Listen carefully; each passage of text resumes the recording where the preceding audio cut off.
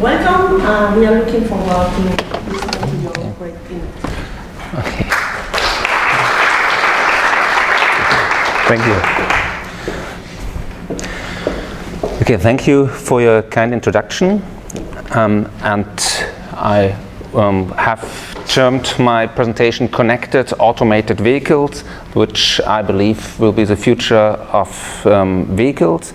If you look at mobility today, there are some downsides connected to traffic accidents, traffic jams, also pollution, and of course many old people experience huge difficulties when it's time to give their driver license away. So what we tried is to push forward automated driving first, and I'll talk about connected driving in the second part of this presentation. What we wanted to do after the challenges where we saw it was possible to drive longer distances, longer meaning some tens, maybe 100 kilometers on a piece through the deserts. We thought, what is necessary to bring this to the road?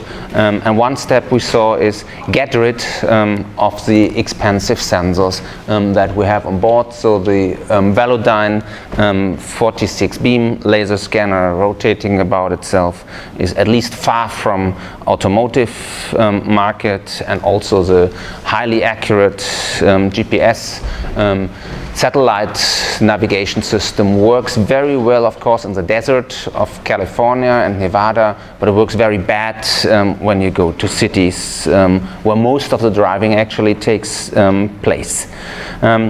So this is how the car looked in 2013. So from the outside it looks like a normal car.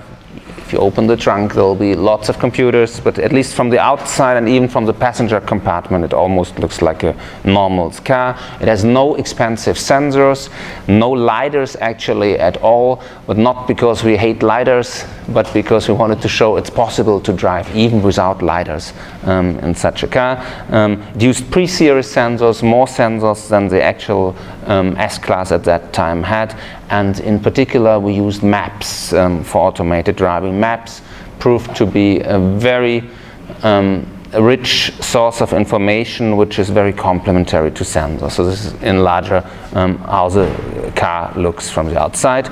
We were doing that together with Daimler because the alumni Carl Benz of KIT had done a special tour 125 years earlier, or more accurately saying his wife Bertha did that. So Bertha Benz, the spouse of Carl Benz, the inventor of the automobile, 2 years after Carl Benz has invented the automobile, took the vehicle out of the garage without knowledge of her husband. That's how real innovations take place, and took her two sons and went for a ride to her parents. Her parents living in Pforzheim, some 100 kilometers away from Mannheim, where the couple lived.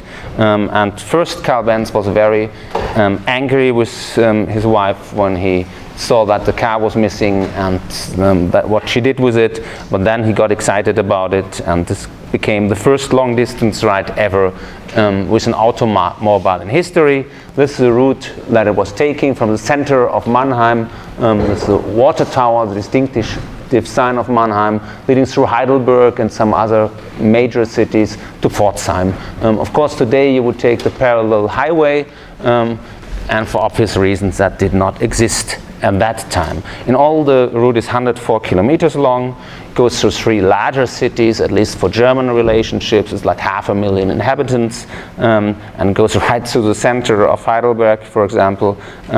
So you sometimes have to share the road with trams, you have second row parking, but also some regions are rural or very narrow villages, which actually for us proved the most challenging parts of the journey, because in such a situation, well, the truck will come on our side of course. A human sees that because he has parking cars on his side, but it's extremely difficult. We have to go on the side of the truck as well because we also have a parked car, and to negotiate who's going first is not obvious at all, at least not for automated vehicles. For human drivers it's clear, truck is larger, so he will go first.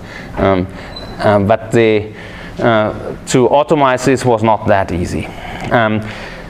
Sensors that we used were mainly cameras here in blue and the stereo camera in green looking forward, and they are complemented by radars. The radars, we have short-range radars all around, and 3 almost serious radars looking forward, so the 56 degree radar of Conti looking forward, and 2 to the side, so that we have almost 190 degree field of view looking forward, and also backward we have a radar sensor.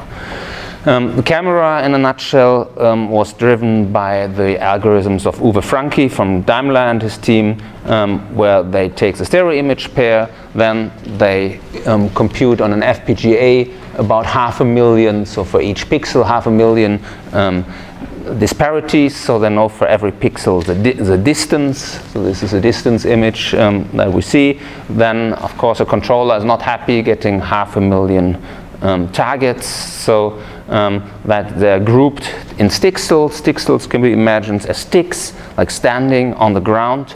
And so everywhere where we have no stickstil, we know we can drive, and the stickstils tell us the height of the obstacle that we have, and the stickstils are estimated velocity for. So for each stickstil we know not